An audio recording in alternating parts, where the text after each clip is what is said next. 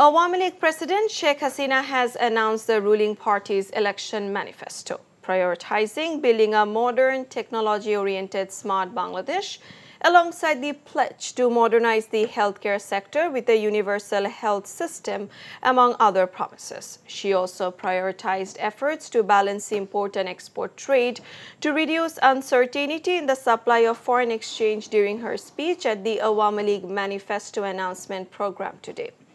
She said policy interest rates would be the main means and instruments for controlling the money supply and inflation, and credit provision for self-employment of employable trained youth will be extended. To ensure digital healthcare, a unique health ID will be provided to every person in the country, and hospital automation management will be introduced. At the beginning of this speech, the Premier talked about how Bangladesh changed in the last 15 years with Awami League in power. Awami লীগের নির্বাচনী ইস্তাহার নিয়ে আপনাদের সামনে উপস্থিত হয়েছি। অতীতের ধারাবাহিকতায় এবার আমরা সুনির্দিষ্ট লক্ষ্যমাত্রা নির্ধারণ করে একটি বাস্তবায়নযোগ্য নির্বাচনী ইস্তাহার তৈরি করেছি। 2008, 2014, 2018 যে নির্বাচনী ইস্তাহারে আমরা যা ঘোষণা দিয়েছিলাম, আমরা খুব সফলভাবে সেগুলি বাস্তবায়ন করেছি। আর কিছু এখনও ধারাবাহিকতা বজায় রাখার জন্য যে কর্মপরিকল্পনাগুলি, তাও আমরা এই দ্বাদশ নির্বাচনী ইস্তাহারে রক্ষিত হয়েছে। Experts see no alternative to implement the promises made in the manifesto to mitigate the economic crisis when Awami League comes to power again. The new government should pay special focus on reducing inflation, disparity, and bringing discipline in banking sector. যদি ক্ষমতায় আওয়ামী লীগ আসে, তাহলে এগুলো যদি বাস্তবায়ন করতে পারে, অবশ্যই আমাদের যে একটা প্রুডেন্ট ম্যাক্রো ইকোনমিক যে স্টেবিলিটি ছিল, সেটি কিন্তু আবার ফিরে আসবে। আমাদের অর্থনৈতিক উন্নয়নের পাশাপাশি সামাজিক উন্নয়ন এবং প্রাতিষ্ঠানিক যে দক্ষতা, প্রাতিষ্ঠানিক যে capacity, institutional development, good governance, এই জায়গাগুলো কিন্তু আমাদের খুবই গুরুত্ব সহকারে দেখা উচিত। সরকারকে কিছু একটা করতে হবে আর্থিক খাত নিয়ে, সে বিষয়ে কোনো সন্দেহ নেই, কিন্তু কতখানি করতে পারবে সেটা নিয়ে সন্দেহ আছে আমাদের মনে। কারণ যারা আর্থিক খাতের লুণ্ঠনের সাথে জড়িত, যারা এটাকে ধ্বংসের দিকে নিয়ে গেছে, তারা তো সরকারের সাথেই সংশ্লিষ্ট এবং সরকারের আশীর্বাদ পুষ্টই। তাদের বিরুদ্ধে সরকার কতখানি যেতে পারবে সেটা কিন্তু আমাদের কাছে প্রথম। BNP has claimed that the people of Bangladesh have collectively boycotted the one-sided elections, displaying disinterest in the upcoming polls as the result has been predetermined. While distributing leaflets in the capital, BNP Standing Committee member Nazrul Islam Khan has called on people to refrain from assisting the government in its controversial pursuits.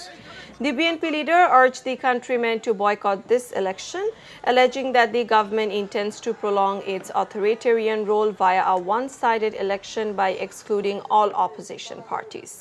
BNP Senior Joint Secretary General Rizvi Ahmed said people are turning away from the illegitimate government and election commission, who are preparing to hold yet another dummy and farce elections in the country. With the democratic world rejecting the so-called festivities surrounding the polls, voters have no interest in the elections which has been fixed. যে যারা এখন নির্বাচন করছে তাদের বিপুল সংখ্যাগরিষ্ঠ প্রার্থী কোটিপতি, 87%, এত কোটিপতি আসে করতে বাংলাদেশে। আমরা 22 পরিবারের বিরুদ্ধে মুক্তিযুদ্ধ করলাম, আর আজ 2200 পরিবার তৈরি হয়ে গেল। দেশটা বুঝি তাদের পারিবারিক সম্পত্তি, তাদের একটা জমিদারির দিন তো শেষ হয়ে গেছে। এখন তো জমিদারির দিন নেই, এখন হচ্ছে জনগণের জমিদারি। পৃথিবীটা হচ্ছে জনগণের জমিদারি। এই কঠিন সত্য আজকে আওয়ামী লীগকে উপলব্ধি করতে হবে। অটোমেটিক বিকাশ করতে সেট করুন অটোপে। বিকাশ থাকলে আর কি লাগে। The Nationalist Lawyers Forum, an association of pro-BNP lawyers, has announced a program to boycott the courts across the country, including the Supreme Court, from 1st January to 7th January. This announcement was made by the association today.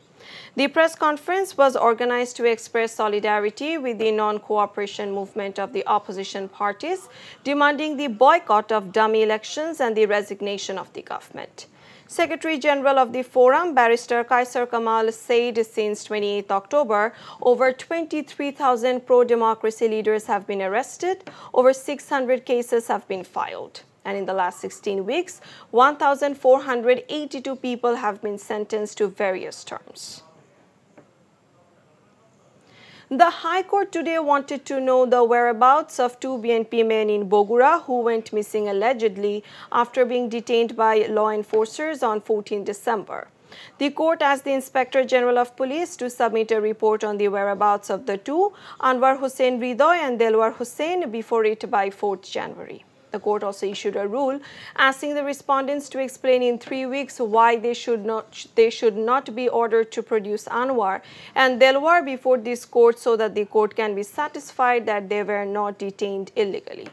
Anwar's nephew Nurun Nobi and Delwar's son Sajjad Hussain said the law enforcers reportedly detained them from different places in Kahalu of the district on 14 December.